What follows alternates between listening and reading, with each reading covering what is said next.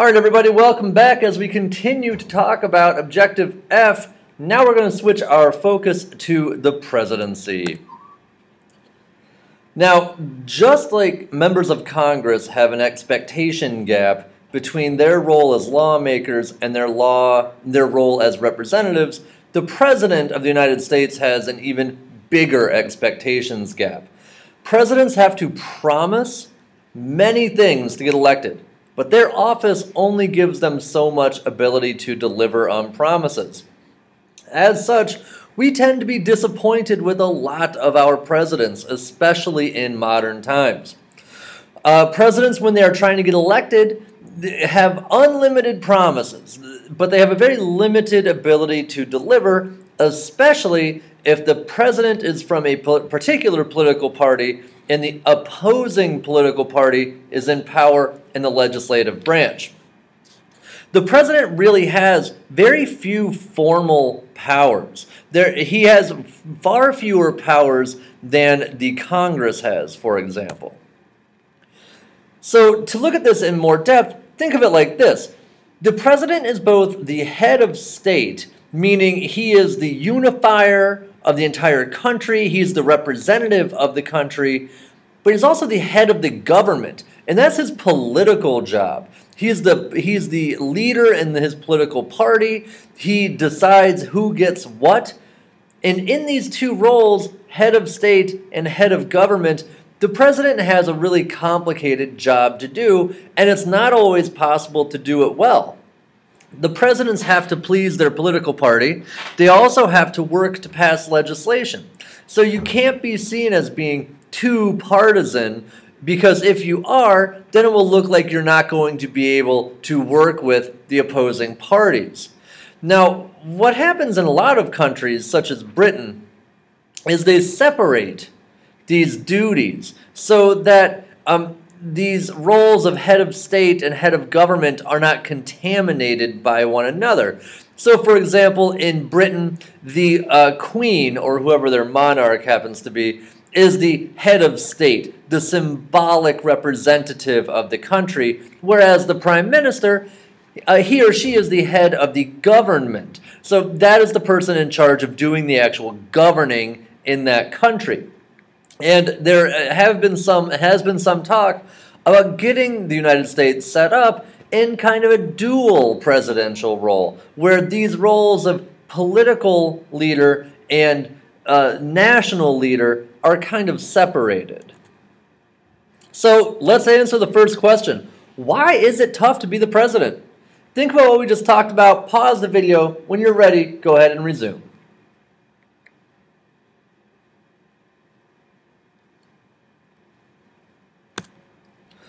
Moving on, let's talk a little bit about how the American presidency got to where it is.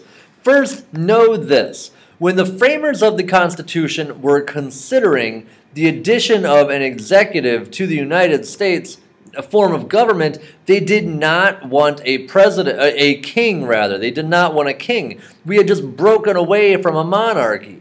As such, we wanted our president to have limited authority. There are certain qualifications and conditions for the presidency that are laid out in the Constitution in order to make his position a limited position.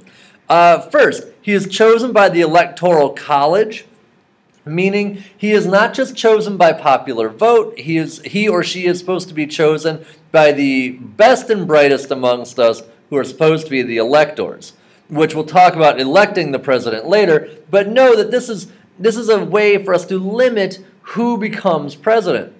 Furthermore, the president's limited to 2 4-year terms in office. He has to have been born in the United States. This is an interesting point. This is the only job in the United States where you have to, by law, have been born in the U.S. in order to get the job. You can be a senator, a representative, a Supreme Court justice, anything else, and have been born elsewhere. But for this job, you had to have been born in the United States. You have to be at least 35 years old. We have all kinds of rules about who gets to become president after the current president dies or resigns. And a very important limit on the executive branch is the ability from the House and the Senate to remove the president for what are known as high crimes and misdemeanors, which is a fancy way of saying the legislative branch can get rid of the president if he or she makes mistakes or commits crimes that are judged to be worthy of losing your position as president. The president has powers that are kind of broadly broken down into three categories. The first is the executive powers. These are the ones we think about the most. First, the president is the chief administrator. He is the head of all federal agencies, meaning if someone works for the federal government and you want to figure out who that person's boss is, ultimately, that person's boss is the President of the United States of America. So that is of 1 million people in the United States who work for the federal government are really directly responsible to the president. The president works with these agencies to implement policy. These agencies are all headed by cabinet members, and these cabinet members are chosen by the president, and then they have to be approved by the Senate. Another important power, probably the most important power of the American president, is he or she is known as the commander-in-chief, meaning this person is the top officer in the country's military. This means that if the president makes a decision, he or she can back that decision with military force and directly use the American military as a tool for enforcing his or her will. That is not something that should be taken lightly. The American military is a massively powerful organization. In being able to control that organization is what leads many people to call the American president the most powerful person on earth. Other executive powers involve the president being the chief foreign policy maker. So when we need to talk with other countries and have treaties with them or executive agreements with them, the president is in charge of doing that. The president is also the head of the bureaucracy. He is head of the White House staff, the Office of Management and Budget, National Security Council, all of these things. The president's at the top of the order for all of these different parts of the government, and this gives him or her a huge amount of power. The president also has legislative powers. Now, we talked about the president and the Congress earlier. Keep this in mind. Once a year in January, the president will lay out what he or she wants the country to do legislatively. And this is a speech to Congress known as the State of the Union. So in the State of the Union, the president will go before Congress and say, these are the things I want to do this year. I expect you to do them. Usually, Congress doesn't do very many of them, but the Congress is at least informed of the president's will. Also, importantly, the president can veto, which means reject, a bill that has been passed by Congress. And while it is true that Congress can override this veto by a 2/3 majority in both houses, that's usually not going to happen. Usually all the president has to do is threaten a veto, and then Congress will fall into line and change legislation around in order to meet the president's will.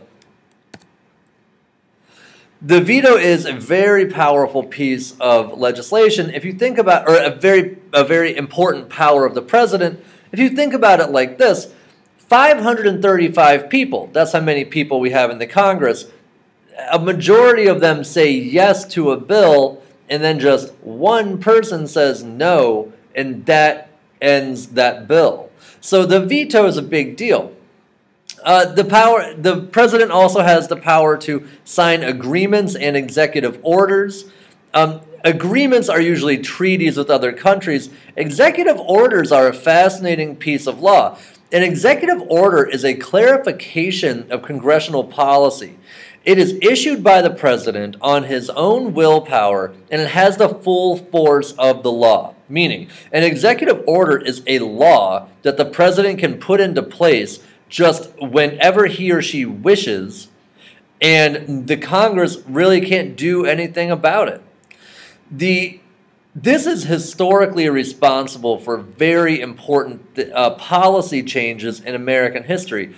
For example, President Eisenhower desegregated the military. How did he do it? With an executive order. He just sat down and said there will be no more segregated units in the United States military, and with a stroke of his pen, he desegregated the armed forces. That was an incredible step forward for the civil rights movement, and it was never going to happen in Congress.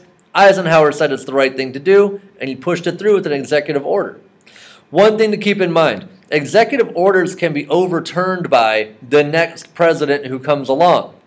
So if President Obama, for instance, makes an executive order, whoever the next president is that comes into power will be able to overturn that executive order with a new executive order of his or her own. And this does happen when the White House changes hands. The president also has judicial powers. Most importantly, probably, is the ability to appoint judges. He will nominate judges to the federal courts and to the Supreme Court. And then the Senate is generally able to approve or disapprove of those appointments. Usually, the Senate will approve judicial appointments, though that is not always the case, and the Senate does not have to approve judicial appointments. The Senate could decline the appointment, but that is generally much rarer than the Senate courteously allowing the judicial appointment to go forward. The president can also pardon people. Pardons are very controversial, and usually presidents only do them at the end of their term in office. If you are pardoned, it means that you are released from the legal penalties of a crime. It does not mean you are innocent. It means that you have been found guilty, but the president feels you should be released and not punished for a crime. These tend to be very controversial, and lots of people tend to get into an uproar about it. But like I said, the president usually does this at the end of his or her term, and as such, there's not much you can do about it. The president also has a person working for his office known as the Solicitor General. The Solicitor General is like the president's attorney. It is a Justice Department officer who argues the government's cases before the Supreme Court. Now, what's interesting here is Solicitor Generals are very powerful people. They're really, really good lawyers, and usually when you are up against a Solicitor General at the Supreme Court, you're going to lose. So the president's judicial kind of strong man is known as the Solicitor General, and that is the attorney in charge of arguing cases before the Supreme Court on behalf of the federal government. Question: which of the president's legislative or judicial powers seems most potent to you? So explain this in no less than a paragraph. Take a few minutes, think, and write.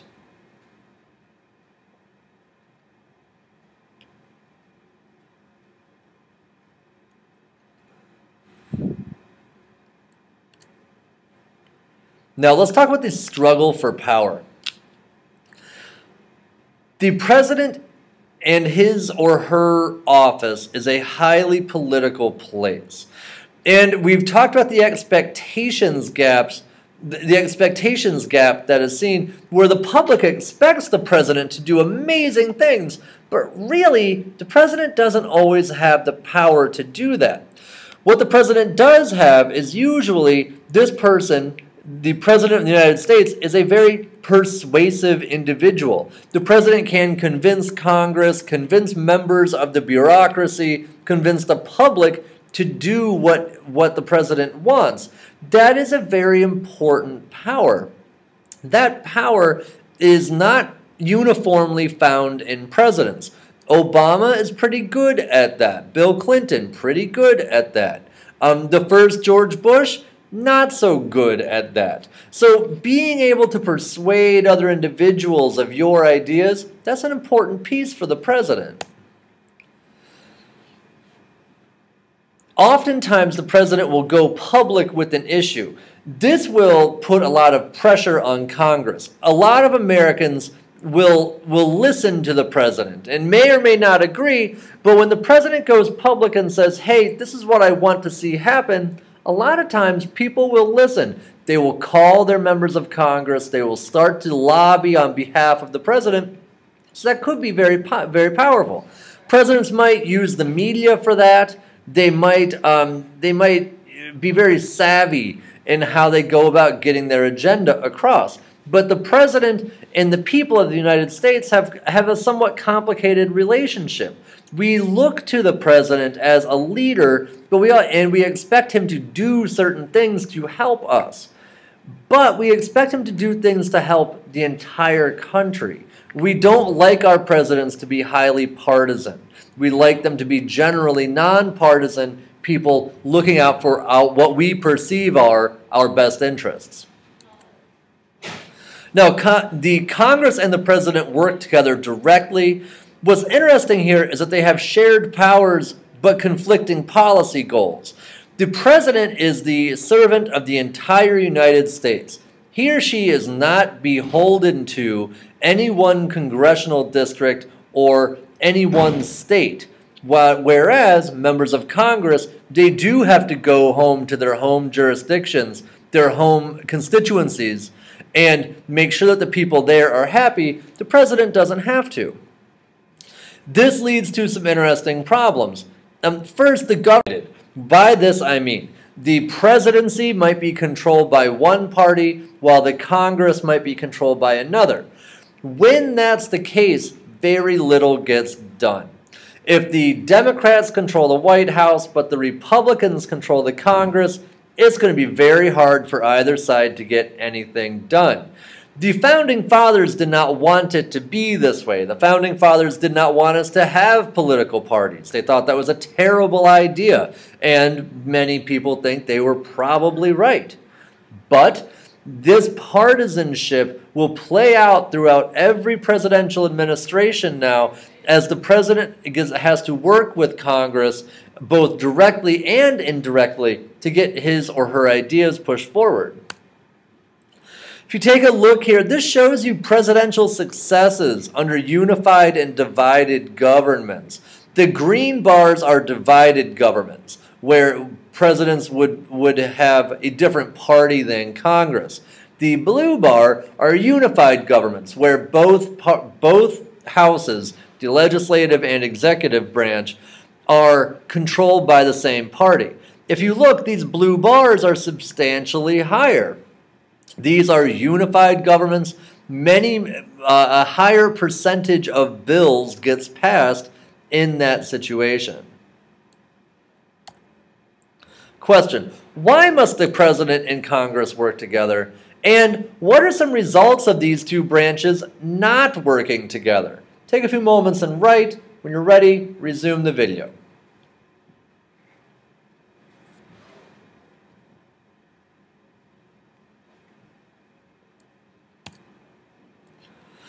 Now, the president does not work alone, and this is important to understand. The president sits at the top of a huge establishment of executive branch employees, and these employees do the bulk of the work of the federal government.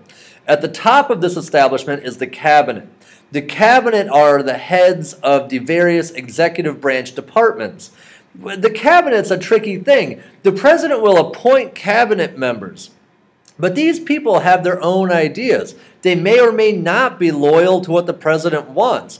Sometimes we get our best policies when cabinet members disagree with the president, and the president and the cabinet can argue about what the right decision is. That gives us very good results a lot of times.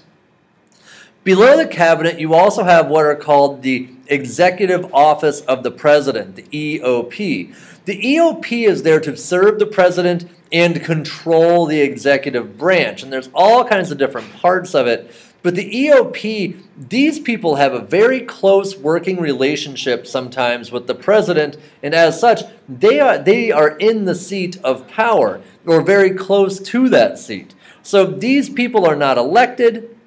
They are appointed by the president and without congressional approval. And these people are there to make sure the executive branch runs effectively.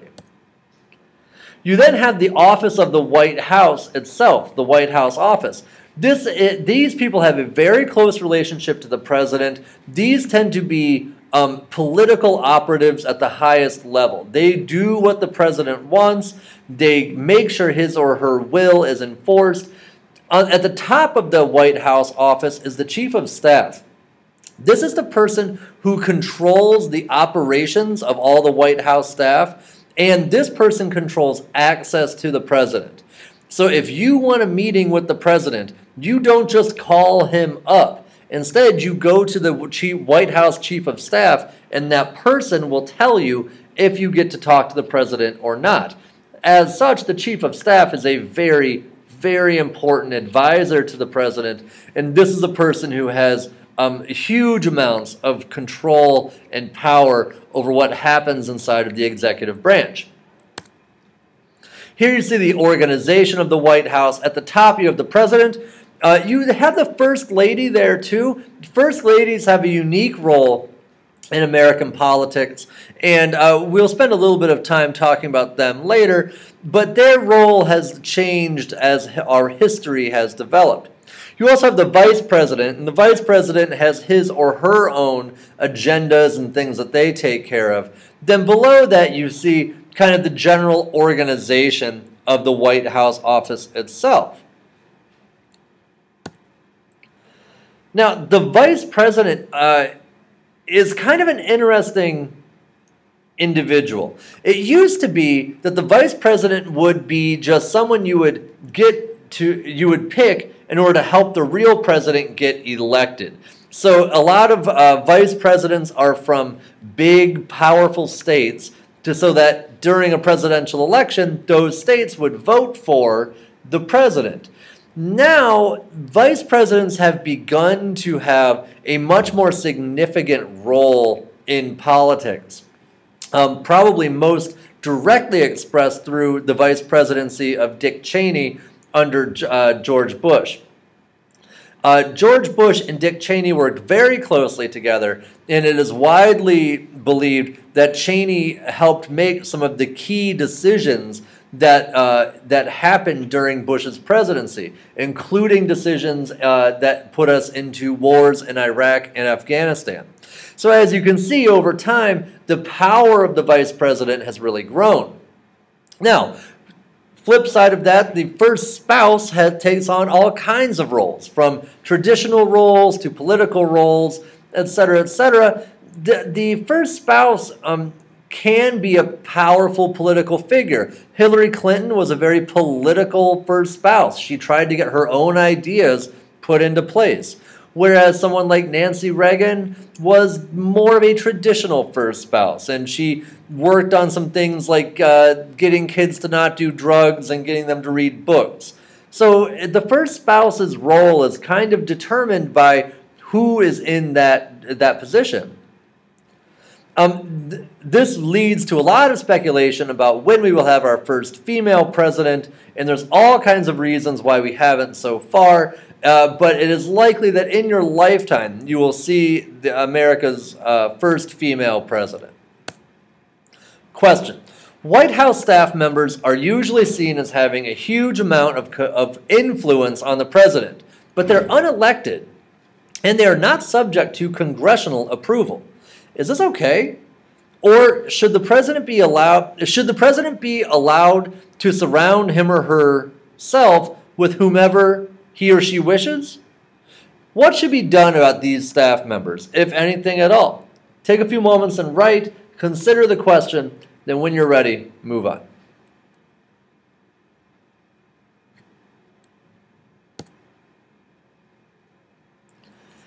The president is not just an office. The president is also a style. Presidential style is an image projected by the president that represents how he wants to be perceived at home and abroad. Usually, presidents want to differentiate themselves from other presidents that came before them. So, for example, George Bush, the second George Bush, when he came into office, he wanted to be viewed as kind of a cowboy, maverick-y kind of guy. And he did a lot of things that kind of fulfilled that image. Obama, coming into office, instead has chosen to be a conciliator, someone who coolly and rationally considers problems and then tries to devise solutions. The public bases a lot of what they think about the president on these style characteristics. Here you can see a kind of a presidential style comparison between Clinton, Bush, and Obama. Clinton's the orange bar, Bush is the blue, Obama is the green. These are the percentage of Americans who say that these traits describe this president. So if you look, Obama is perceived as one of our most intelligent presidents recently. George Bush, one of our least intelligent presidents. If you look at morality, George Bush and Barack Obama were pretty much equal. A lot of people think that those are moral individuals. Bill Clinton, not so much. You'll remember Bill Clinton had the sex scandal where he committed perjury and was almost impeached. And that means that people aren't going to view you as very moral. So here you see, we really have strong opinions about who our presidents are as people. Public approval for the presidency is very, very important. If you are going to get your ideas out there in front of the people, and if you're going to get reelected, you have to be popular. So all presidents work at keeping their image and their public approval high. So, and different presidents do this kind of differently. Bill Clinton, his personal approval was very low. By the end of his office, people thought he was a bad person, but they thought he did a pretty good job as president. They thought he was kind of a slimy guy, but did a pretty good job. George Bush had job and personality approvals that were pretty close. So people generally thought he was an okay guy and an okay president. And for Obama, the jury is still out on whether or not he will be viewed as an effective president or not. All kinds of things affect presidential approval. Most importantly, though, is the economy. When the economy is good, people like the president. When the economy is bad, they don't. The public uses these conditions to check the president. And presidents will always be trying to improve economic conditions, get people jobs, minimize conflicts, because presidents want to be liked. They need to be liked. So as such, the people really do have a check on the president. The president does something too wild, then that president doesn't get reelected. Question: does the president actually need to be popular? Why or why not? Give me no less than a paragraph on that. Take a few moments, pause the video, and when you are ready, go ahead and resume.